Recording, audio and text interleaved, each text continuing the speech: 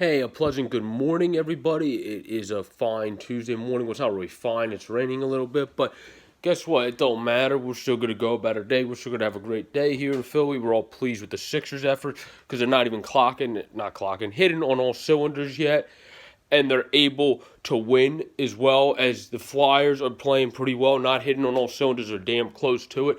The Sixers are more close with the Flyers. Need to get their defense going. But I'm with Claude Giroux, though. If you watch this team, you still see great things and great vibes to move forward with.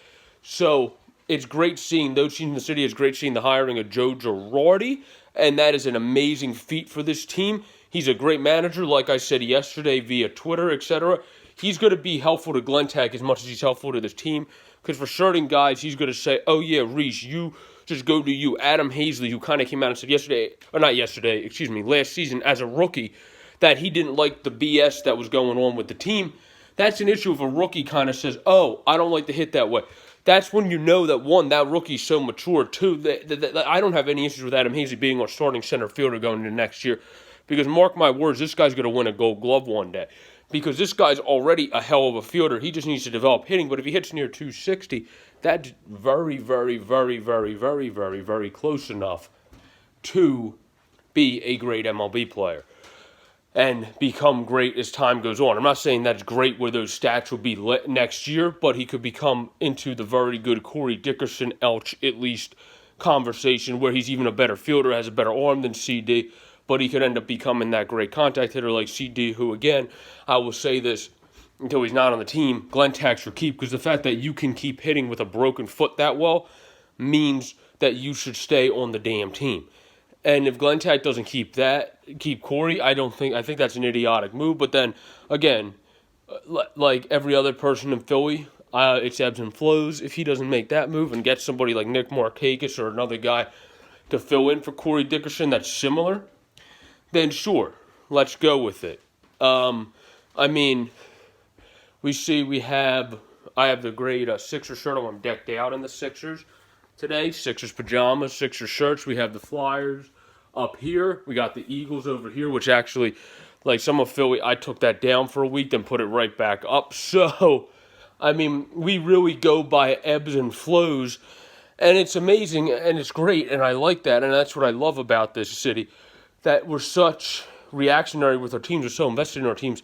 That's what's so great about trying to get into media in this city as I go into master and broadcasting somewhere. Hopefully I can find something in Philly. If not, I will go elsewhere, but my aspirations would always be, and dreams would always be, to come back here and eventually work here like anyone else that's usually from here. A lot of people end up eventually coming back if they don't get the very, very, very lucky draw to work here. So I think that's a great thing. I think it's very good, and I think that we will just get better and better in time.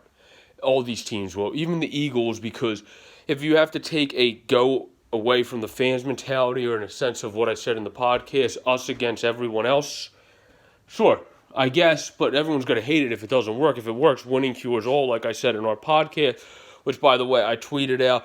I'm going to put it in the Facebook groups, too, now that it's on Spotify as well, not just Anchor, because I know more people use Spotify, but I would recommend highly using Anchor as well, because to also make your own podcast with just short hot take episodes, you literally can just record it and they upload it onto everything like Spotify. Spotify's a fantastic service for it, and so is Apple Podcasts.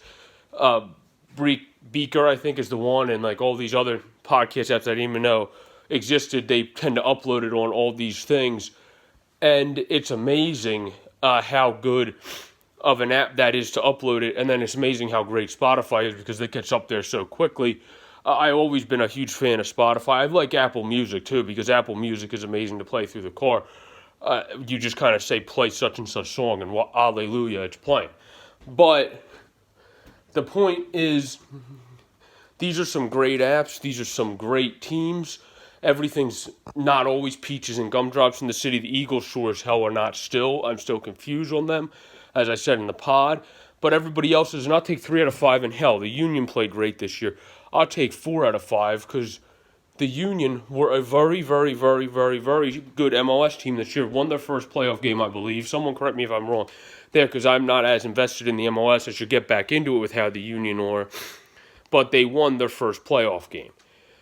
So that just goes to show how this city is really even coming around their MLS team.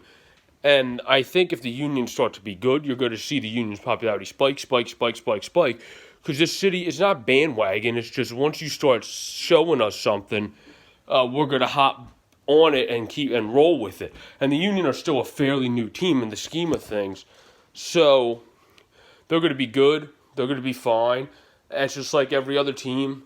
And just like I said in our podcast, sometimes we just got to not worry. We just got to be happy. Like the great song says by Billy Currington. I think I said his name right. But